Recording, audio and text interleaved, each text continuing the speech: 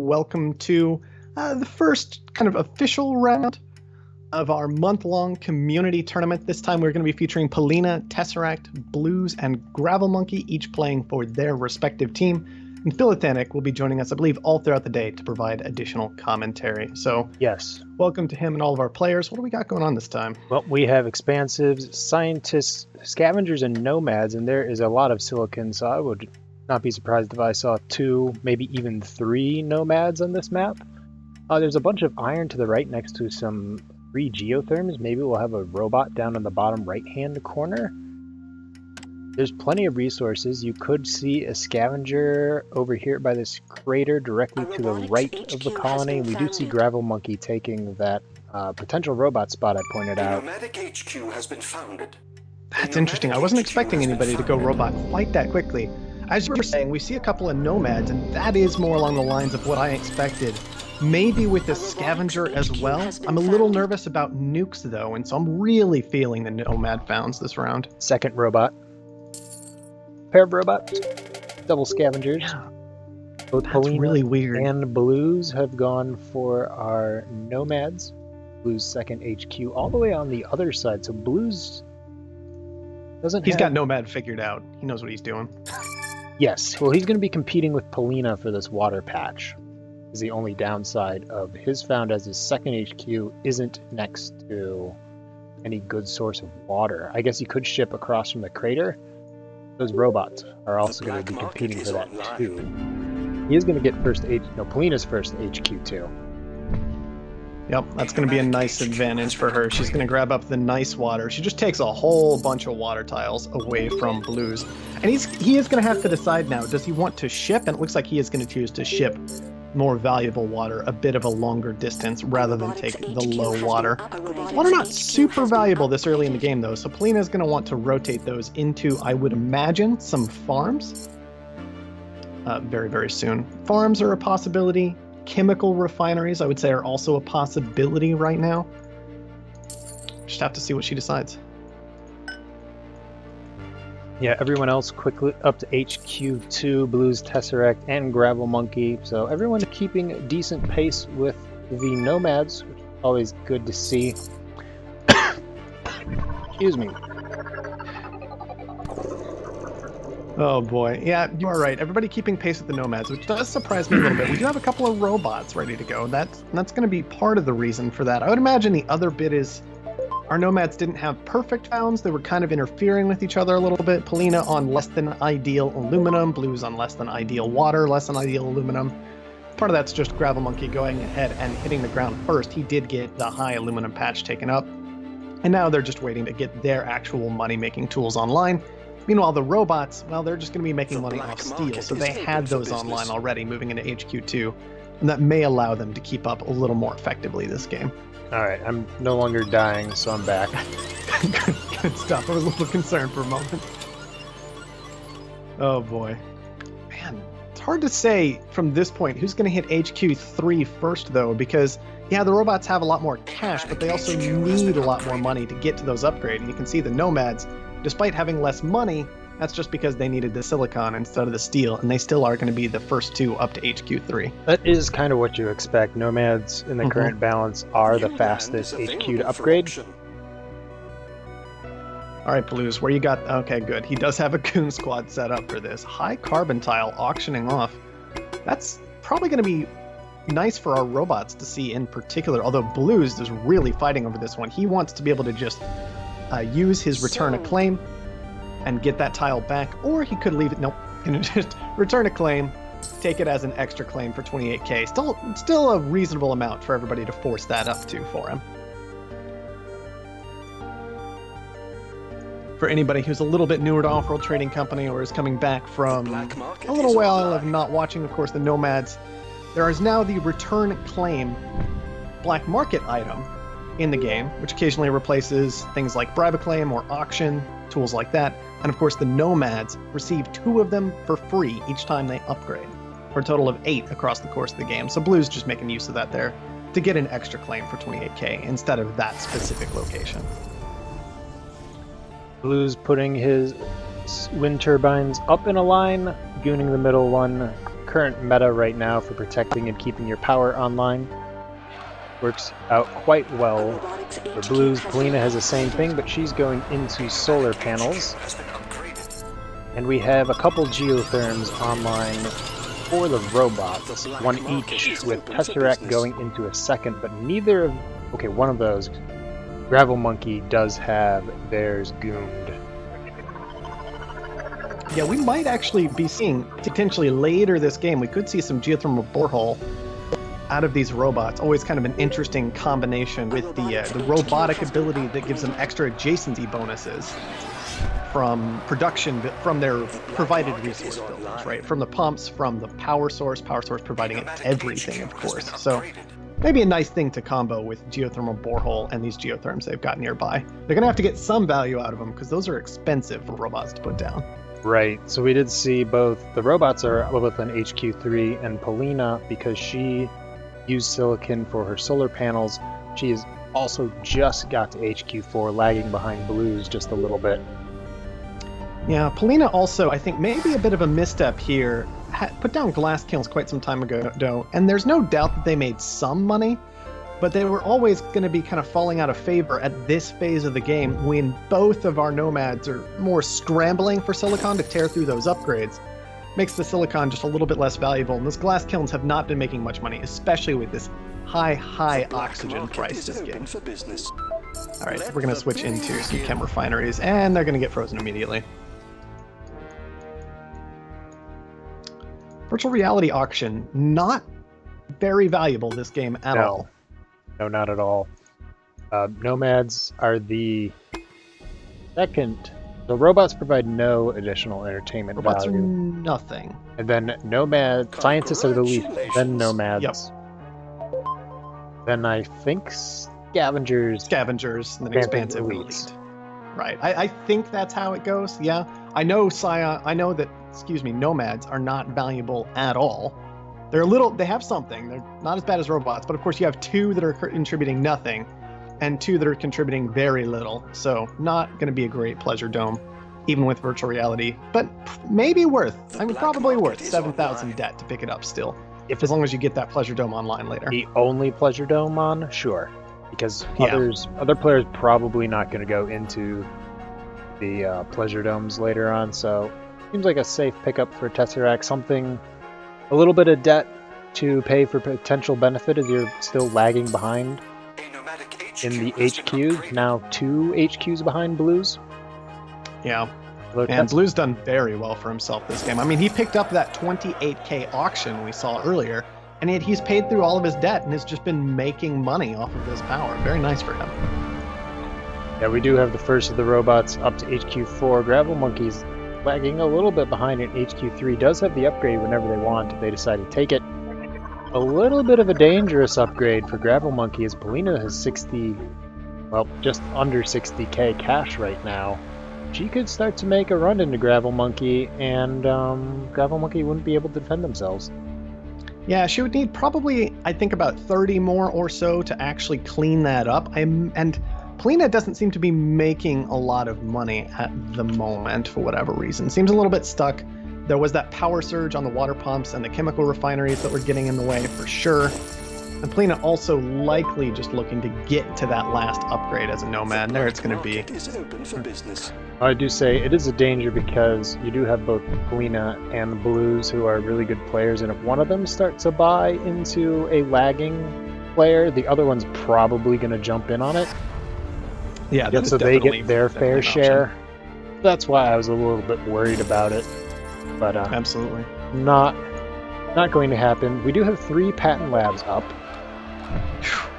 Yeah, both robots going into the patent labs despite only being on HQ4. I'm curious what they are going to be after with that. Blues is for slant drilling, then superconductor. Gravel Monkey not using theirs. It's still constructing. And same with Tesseract, also under construction. Now, Tesseract definitely has the cash to get this done. I mean, he's sitting on almost 90,000 right now. That is not a small amount of money. I do wonder, it feels like steel is still extremely expensive, $152. I feel like our robots have just been, honestly, a little light on the steel production this game. Right, so you do have one robot with 3 steel mills, and the other one only has 2. So normally, if you're in a game with, say, 3 steel users, as a robot, you can get away with 2. But there's only 2 steel users. There's not a lot of selling steel to keep that price The low. patent So lab is constructed. for sure, Gravel Let's Monkey get our needs another science steel on. mill, and then Tesseract, since the price is staying pretty high, as you mentioned, it would behoove them to put up another steel mill too. Yeah, and all of this really stems from the $120 steel at the start of the game, right? Steel was very, very expensive, and that always opens up the opportunity to kind of overproduce steel a little bit, use that to springboard up to those higher levels, maybe try and keep up with the nomads after an initial slow start from having to buy up or produce very, very expensive steel. But afterward, you can really, really make use of it, and just neither player really getting that done this game. Blues is the first to be using an optimization center, optimizing chemicals right now. It makes sense, as he'll be using a lot of chemicals with that combination patent lab and optimization center. Pollina has moved into a hacker array and a optimization center herself, starting with chemicals for the optimizations, putting a shortage on electronics. This is interesting. Tesseract, I believe, for a moment was after teleportation, but then switched away from it. He would have picked it up if everything had stayed equal, just ahead of Blues, but now Blues, he is the advantage with that particular patent. No guarantee of what's going to happen, of course, with slowdown strikes still in the game. But it looks like Blues will be picking up a few of the patents, at least, that he wants this time around. All right, Tesseract up to 5. So just Gravel Monkey left to make it on up there. Yeah, Gravel Monkey Engineers have advanced really, our production. really needs that third steel mill. That's really all there Quite is to desperately, it. it would seem. Yeah, maybe even just scrap the farm. I mean, yes, it has some adjacency because it's next to the geotherm, but seems far more valuable to just go ahead and get that additional steel mill up and finish getting on to HQ5. Just such a huge problem to be running so far behind in production for this long. Let's take a look at the black market really quick. Pretty even in our bribe claims. Pollina with 2, Blues with 2, Tesseract with 3. How could one refuse So Gravel such a Monkey, wonderful unfortunately, plot of also land? behind in the bribe claim front. Yeah, that's almost getting to the point where Gravel Monkey is just falling so far behind in this section of the game. It's going to be very difficult for him to compete to win the game. He could certainly get in the way of somebody trying to win, slow people down, maybe even come from behind with a bit of a surprise victory, but at this point he is very, very far behind with almost no advantages for the late game to his name at this point. Down on claims, down on upgrades, only has superconductor from this patent lab, and after that is working on carbon scrubbing. Could be a useful tool, but is it going to be enough to actually keep up? Tesseract has 4 claims they need to start using. Okay, now they're starting to build them. That's good. You always got to use those claims once you get them. This feels like, once again, it might stem from not having enough steel online. Just the buildings are expensive, and therefore a little bit more difficult to put down, possibly. Also, Tesseract has a lot of cash stored Black market is in those online. chems, whose price has been falling for the past about 20 seconds now. Well, we do Might want to have consider getting rid of that. 3 players in chems at the moment. If Blues hasn't gotten out, yes, and 2 of our players have optimizations for their chems. So the price, they don't know. Tesseract doesn't know about the optimizations for the chems, but should know. Should know that with the other 2 players in the chem market, the usual correct safe choice anyway is to auto sell. Geothermal borehole over for Gravel Monkey. Fair enough. He will get some extra power production out of that, probably more than enough to cover power costs for the rest of his game when combined with his superconductor. Finally catching up to HQ5. Right now it's kind of hard to tell who is exactly in the lead between Tesseract, Blues, and Pollina. Tesseract still needs to use their extra 3 claims, but still has a cash advantage over Blues and Pollina. Pollina and Blues have both been using that cash to go into optimizations, though. And, Yeah, I think I want to still give the lead to Blues at this point. I really like his patents in particular. Slant drilling, thinking machines, teleportation. That is setting you up pretty well to head into the late game. And we have some valuable launchers to combo with thinking machines this game. And he's going to pick up nanotech, making it just a little easier to get those off-worlds online, because you won't have to spend as much on your other buildings. Yes. You beat me to mentioning the patents. Just going down my checklist. Patents does There's give so many Blues things. a slight edge, I would say, right now. The question is, will our other players recognize that Blues does have the edge, or will they be looking at the cash plus resources on hand and thinking that Blues might be in third? Yeah, that is the trick. You got to be able to measure all those things yourself. So, potentially a bit of an unfortunate auction for Tesseract, but doesn't turn out too badly. He only has to pay 14,000, and he gets another Pleasure Dome online. All told, that would be increasing his Pleasure Dome income by, I think, about 80 if he left it online, which he probably just should do. Yes. Only costs 1 water per second. Better to just have that be on. There it goes. Not too bad of a thing to have. Just an extra 80 per second in exchange for a little debt. Not sure why Tesseract is turning it off, because they do have 2 Pleasure Domes on. It does give you more money than just one. Yeah, and on top of that, water is just not expensive enough for him to have that offline at this point. Oh, nice little auction potentially for Tesseract in particular. Although Blues is obviously going to be quite willing to fight over this, as it is just an extra claim for him, but puts him in debt, no more money from power for the time being. Blues is constructing the first off-world market. How could one refuse such a That off-world wonderful market plot of land? is quite expensive, or at least was when he started building it. Right now it's about 135k for Blues to put up a second off-world, so probably a little bit less Sold. was how much it cost him to put it up. Yeah. Successful. Maybe closer to 110 for that. Still a bit of an expensive building at that point. It's going to take him quite a while to start making money off of that. I'd put that at about a 4-minute off-world. But that said, we've had a very calm game. Mhm. Everybody's just been building up. Nobody's really fallen The black out of market things. is open for No. So business. nobody's managed to leapfrog super far ahead, and I think he has that time. And Blues is investing in his stock, as is Pollina, so both players are setting themselves up for a long game. Both players still only 2 bribe claims. That is one way that perhaps Tesseract could get back in this game. Tesseract does have the 1 extra claim. Tesseract's off-worlds are more expensive, though. Yeah, very expensive. Having to market use is that online. still expensive steel.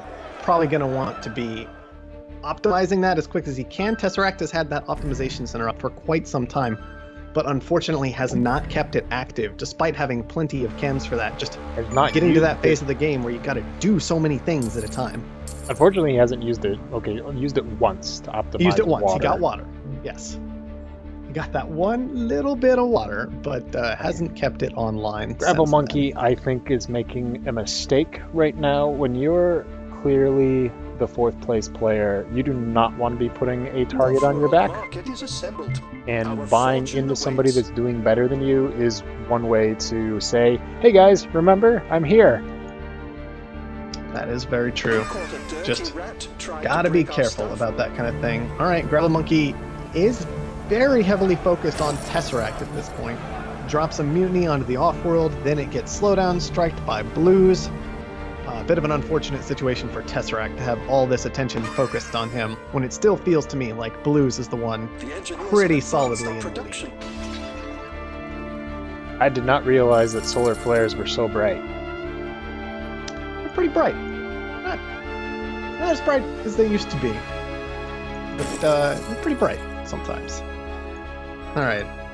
Blues What is else do we have moving going into a second off-world already. The first one has been attacked.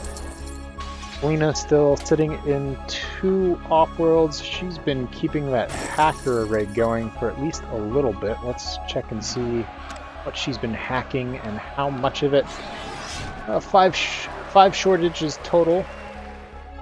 Still getting some decent use out of that hacker array. Our methods Always a bit continue harder to improve. do in a FFA than a 1v1. Oh boy, just black market going off everywhere right now. Targeting blues water, probably not going to get a huge amount done. I do believe that landed on a high water. Yes, it But landed that on just the means high. it's been knocked down to a couple mediums instead of a couple highs at this point. That's slant drilling, doing some work for blues. And frankly, even if we were in a situation where it had been knocked down to low, blues potentially can just pick up and leave with his water. Underground nuke's just not Offworld very shipment effective launched. against nomads. He still has Look at all 4 the return to money. claims left. Right, we continue. Okay, Pollina mutinied one of Blues Offworld after Blues had frozen Pollina's Offworld. Blues takes it right back. We have a bunch of mutinies going on. So many mutinies. I'm not even sure who has anything right now. Pollina has it, but it got frozen. Oh boy, so much black market combined with a Mars quake right now. That's going to put some money on the board. And man, water in particular has gotten a bit expensive. Well, and then somebody sold down a very large stockpile of it, which I believe was Blues. So he got a nice little boost out of that Mars quake. And Blues is sitting on enough cash now. Freelance He is pirates looking are to auctioning take their someone services down to the before long. highest Only bidder. needs about 140,000 more to get his pick of who to kill. Right. And this is one of the situations where the correct person to kill isn't necessarily immediately obvious. Yeah, I'm not even all that sure of which one it would be. Because there are a lot of people with a lot of cash right now, and when you take that first buy, that means you don't have cash to defend yourself by going on the offense on the person who get into you next. That being said, Blues is 83% of the way on Pollina, who has 2 Offworlds, so Pollina would be a tempting target. Yeah, Pollina having gone into that second off-world may be enough to drive Blues in that direction. Tesseract, however, also has gone into a second off-world, and that kind of leaves the options open for Blues of which person he would like to bring him down. One thing I might have liked to see Blues do that I did not was go ahead and take up the free stock that was left for Gravel Monkey. He had about 4 stock open. Tesseract grabbed 3 of that. There's almost no downside. Almost none. To picking up those 3, even if you needed the cash back, you could get it about 20 seconds later. Gravel Monkey has created an easy kill for Blues onto Tesseract if he would like it, but if I'm Blues, I'm probably looking at Pollina at this point, thinking I can get an entire double off-world subsidiary for myself. That's what I'm going to be trying to do. Right, and he does do that. Which A big surprise there. I would say definitely puts Blues in the driver's seat. For the remainder of this game, Tesseract will clean up Gravel Monkey in the next, well, 2 launches, but all of a sudden Tesseract lost a lot of money. Not sure where that money went.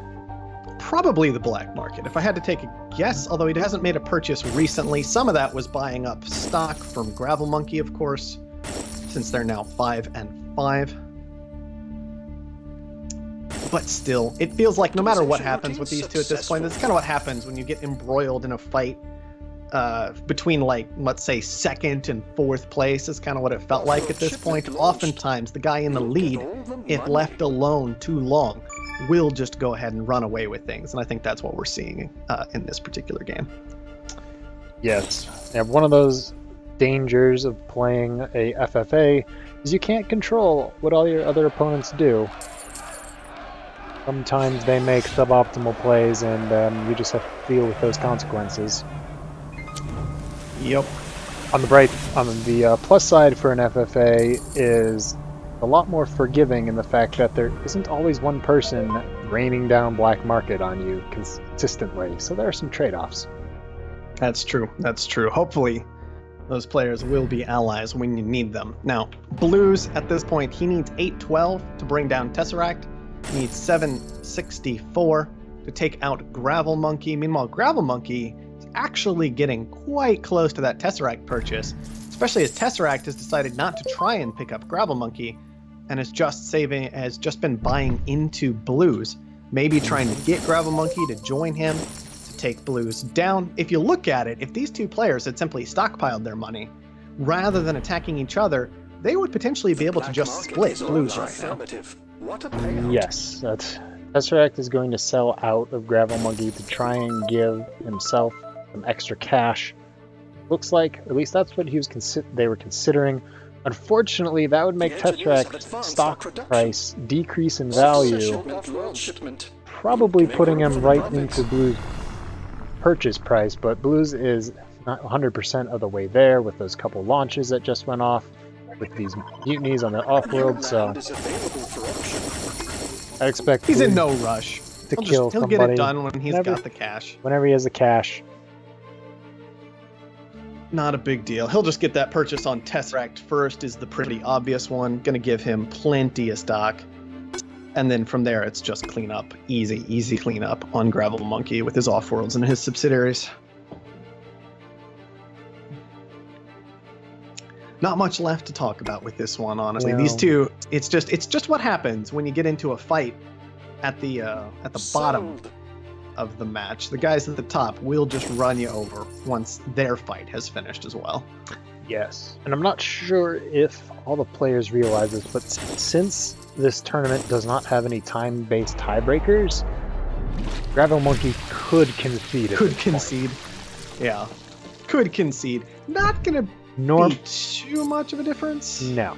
Now, I don't blame Gravel Monkey for not conceding, because so often the rule is do not concede. Yeah. It's been ingrained in all our players' minds. But if you're watching and you're wondering why there's no concessions, that's because of our previous tournaments. Yep. All right. Let's see. Blue's going to need probably about 600,000 more to clean this one up based on his existing cash. Shouldn't be too much longer. Gravel Monkey also needs about the same amount, 600,000, in order to win this. But Blues is already down to only needing 500,000, and the amount of cash he has is just going to be flying up compared to Gravel Monkey. They have evenly split the weak subsidiary, and of course, Blues still has the 2,200 per second from Pollina right now. Where'd that nuke land? Just on some of this water. Continued nukes coming down on Blues. This just shows not paying attention to that slant drilling, not paying attention to the Nomad. Blues has a trace water right now, which has done absolutely nothing to harm him in any way this game. So many things you have to keep track of in a FFA. Oh, it's a lot. Especially it's a lot. If you're a player who does not own Jupiter's Forge, you haven't been able to practice against the AIs or practice yourself with the Nomads other than on ranked queue. This that tournament, said, pick up Jupiter's Forge. It is only $15 now. But